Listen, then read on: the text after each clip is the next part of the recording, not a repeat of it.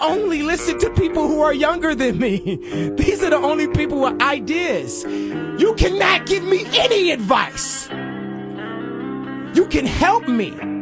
You can support Donda. You can cut a check. You can help me build some infrastructure. But I have the ideas. No one older than me has a better idea than me because I'm the only 36-year-old me. I'm the most relevant voice on the planet Earth at age 36, post being the most hated. So don't try to tell me anything. Help me.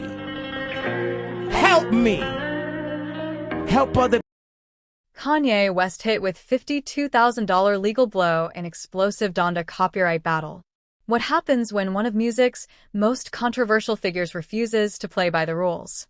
We're about to find out, and if you're not already subscribed to Celebrity Treadmill, hit that subscribe button now because this story is about to get wild.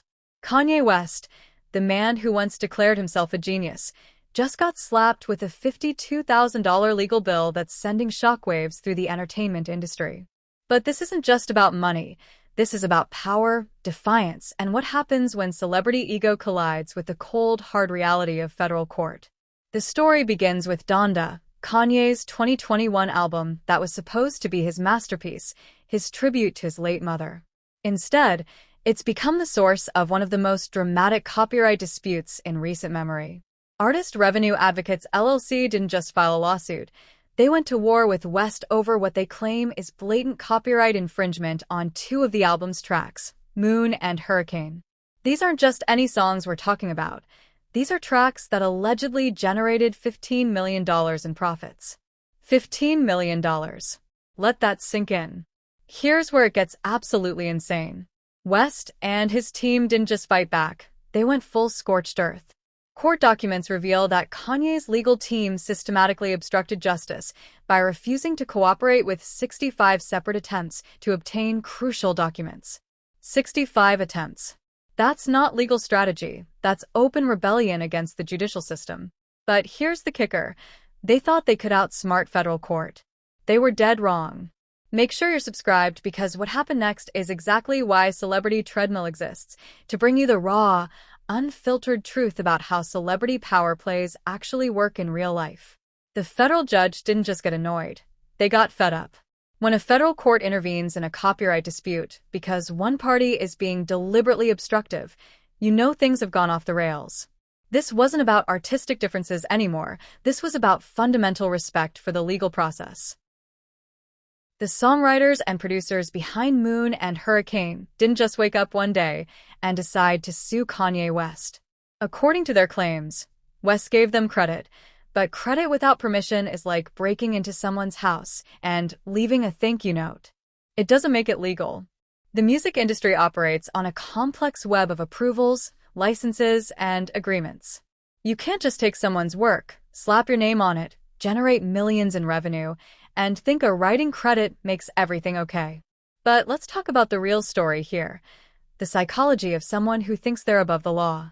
This is the same Kanye West who's made a career out of boundary pushing, rule breaking, and challenging authority.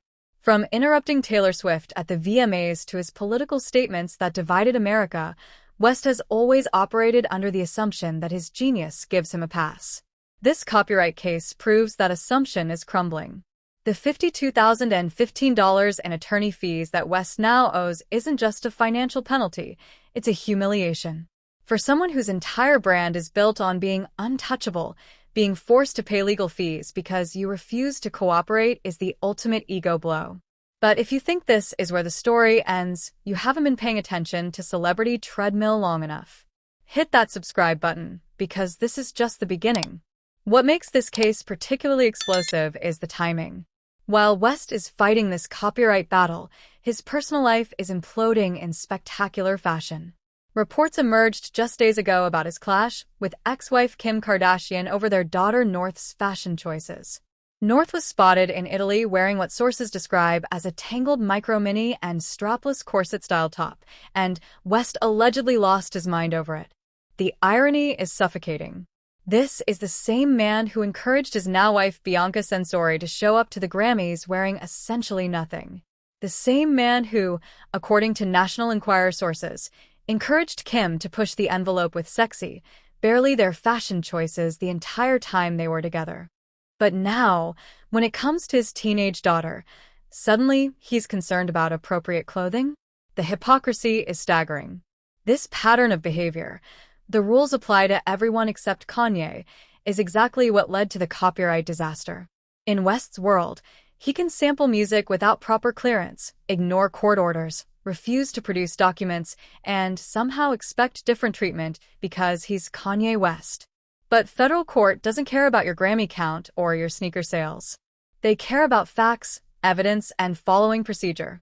The $15 million in profits that Moon and Hurricane allegedly generated isn't just a number. It represents the scale of what's at stake. We're not talking about some underground track that made a few $1,000s. These are major commercial successes, and the songwriters and producers who claim they were ripped off have every right to demand their piece of the pie.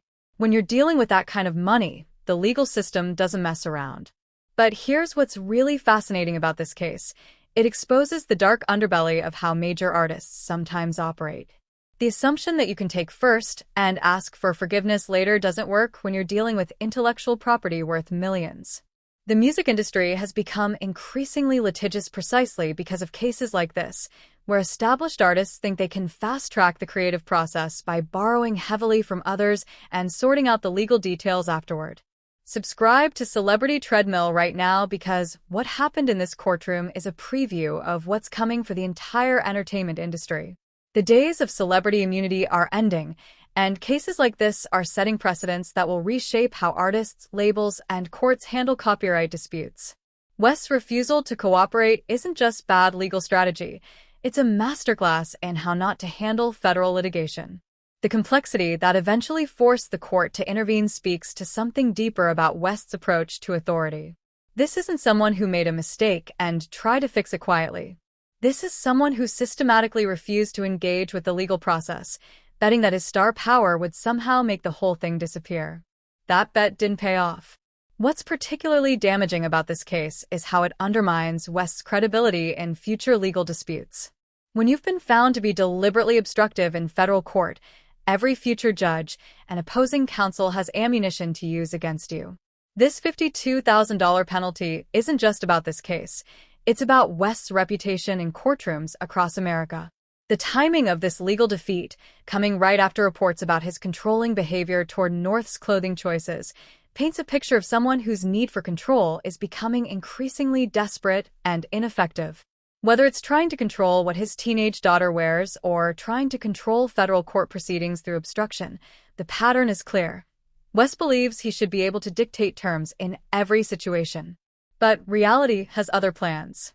The federal judge's decision to order payment of attorney fees sends a clear message that celebrity status doesn't grant immunity from procedural requirements. When you refuse to cooperate with legitimate legal discovery requests 65 times, you're not being strategic, you're being destructive to your own case. The $15 million in profits that the original lawsuit claims adds another layer of complexity to this story. We're not just talking about artistic credit or hurt feelings. We're talking about substantial financial stakes that justify aggressive legal action.